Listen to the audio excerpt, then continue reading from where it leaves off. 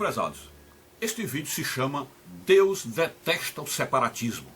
Ou, em mais simples, Deus detesta separações. Deus detesta separações. Então veja, se você parte desse princípio, que Deus detesta separações, e já lhe vem a lembrança imediato aquilo que a igreja diz quando o casal vai casar na igreja, que diz: aquilo que Deus uniu, não o separe o homem.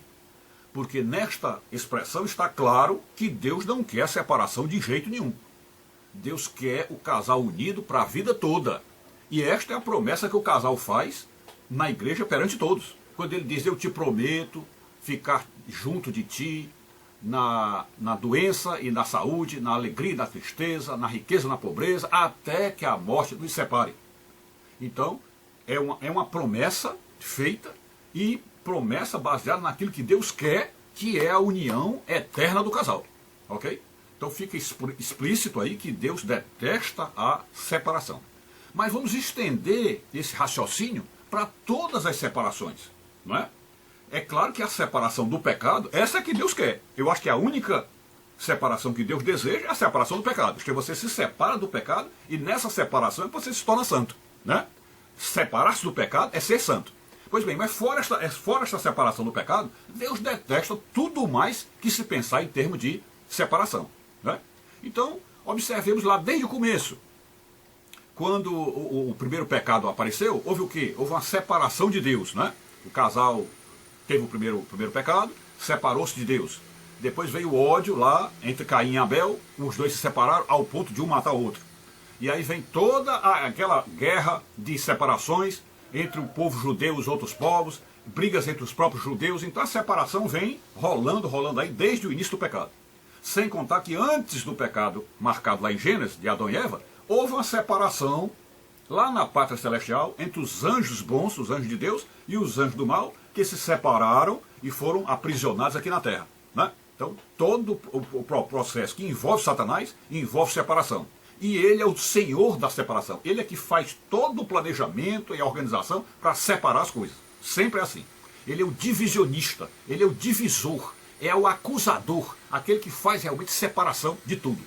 Pois bem, até que chegou o ano 300 mais ou menos, por aí, onde a igreja, percebendo que estava sendo perseguida e que iria perder o seu terreno, talvez até fosse morta, fosse trucidada aí pelo exército romano, decidiram, talvez em reunião, até reunião de bastidores secreta: olha, vamos nos juntar ao império, então nada de nos separarmos dele, vamos nos juntar ao império e vamos evangelizar o império para que o cristianismo passe a ser a religião dominante. Então, por um milagre de Deus, acontece que numa batalha entre Constantino e do exército romano e os outros, Deus apareceu no céu, num sinal dado ao Constantino, e ele então decidiu, nesta mesma via, de transformar o cristianismo na religião do império. A partir dali, nesta união maravilhosa entre o que veio do cristianismo e o que vinha do paganismo, a partir dali a igreja se fortaleceu, tomou ares de realeza, né, de monarquia, e então nascendo realmente ali, vamos dizer assim, oficialmente nascendo ali o catolicismo, que catolicismo significa uma igreja universal, ou seja, que abarca todos os povos, portanto ela une as pessoas, então ela veio trilhando, e quando chegou lá na Idade Média, né, mais ou menos pelo ano 1500 por aí vem um monge que segue as ordens de Satanás e separa a igreja, né? Porque o que Satanás quer é separação, é a divisão. Então ele segue as ordens de Satanás e separa a igreja.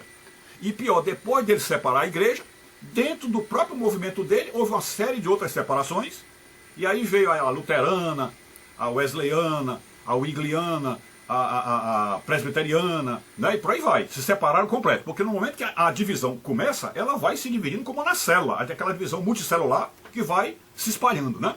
Então nós chegamos nesse século XX, no século XXI, com as igrejas aí completamente separadas, e hoje as separações são até mais gritantes, porque entre eles próprios já existem os tradicionalistas que não aceitam os renovados, né? Os pentecostais dos neopentecostais, aqueles que aceitam a teologia da prosperidade e os que não aceitam. Então a separação aí ganhou todo tipo de ramificação e abundância em qualquer lugar do mundo que você olha, né?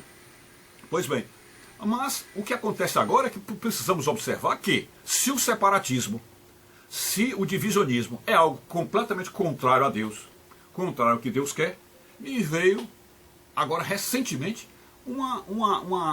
vamos dizer assim, uma inspiração, uma mensagem de Deus, perguntando assim: será que uma separação no meio católico, dentro do catolicismo, é aprovada por Deus?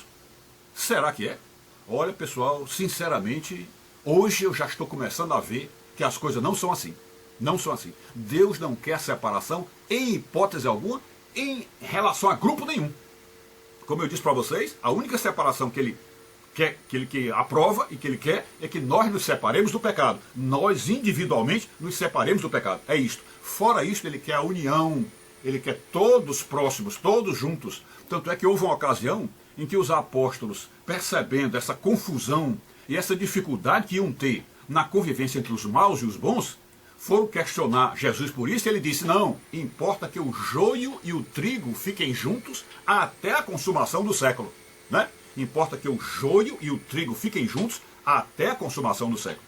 Então, se Jesus quer o joio e o trigo juntos, e ele não permitiu a separação do joio e do trigo, é porque ele quer toda a humanidade junta. Ele quer todo mundo junto.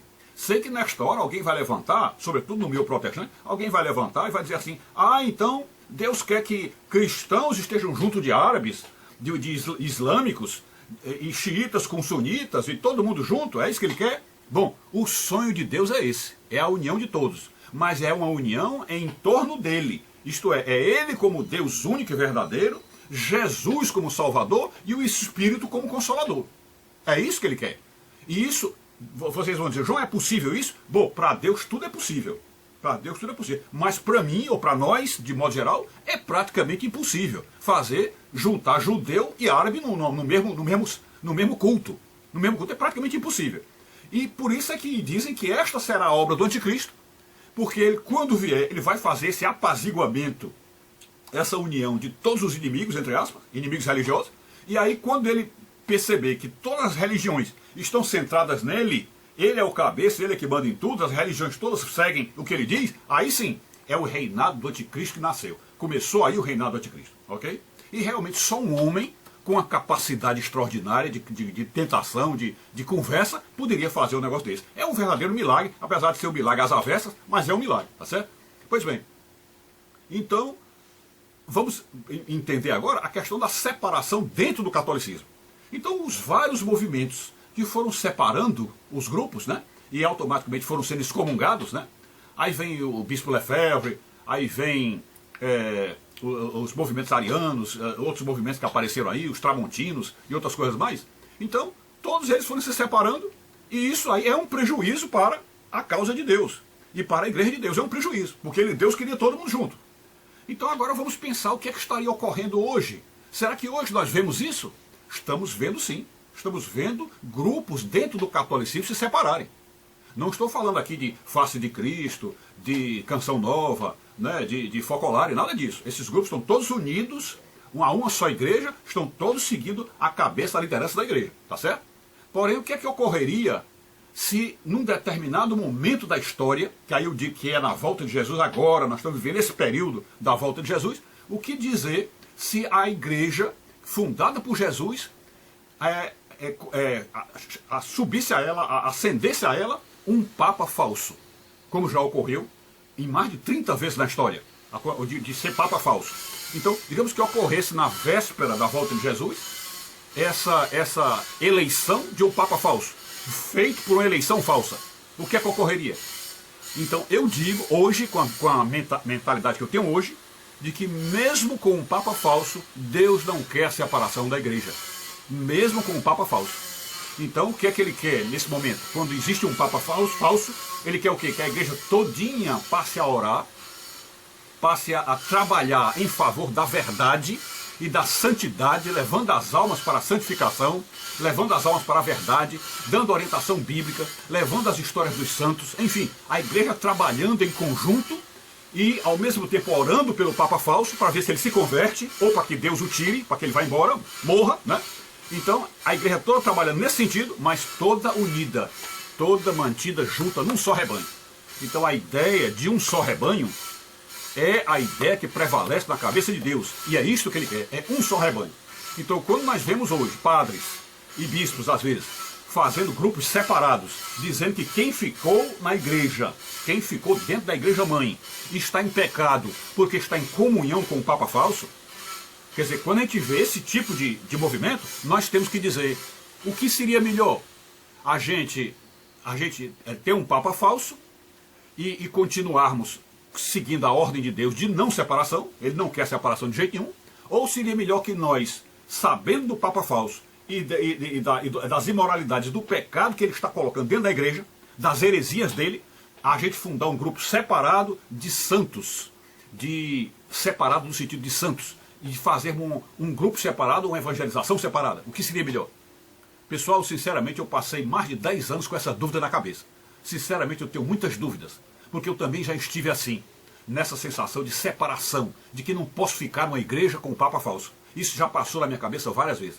Mas essa última inspiração que me veio agora é esta. Se Deus não quer separação, e se Deus luta pela sua igreja até as últimas gotas do seu sangue, e ele pediu para que nós morramos por ela, como Jesus morreu pela noiva, pela sua noiva, pela igreja, morreu por ela, e que nós também, para amarmos a Deus, também temos que amar sua noiva e morrermos por ela, eu pergunto, será que Deus quer que nós saiamos da igreja e estejamos aí num grupo separado, excomungado, só porque o Papa é falso?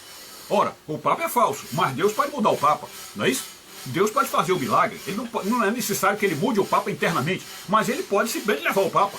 E dizem que esse Papa que está aí já está perto de morrer, né? Então, será que é isso? Eu pergunto, será que a gente tem que sair da igreja mesmo? Hoje eu tenho minhas dúvidas. Estou começando a achar que o meu padre, da minha igreja, é muito mais sábio do que se pode imaginar. Estou começando a achar que é isso. Mas, deixamos aí o julgamento a critério de vocês. Eu estou começando a pensar que nós não devemos sair da igreja, ok? Então é isso. Fiquem com Deus, saúde e paz, tudo de bom.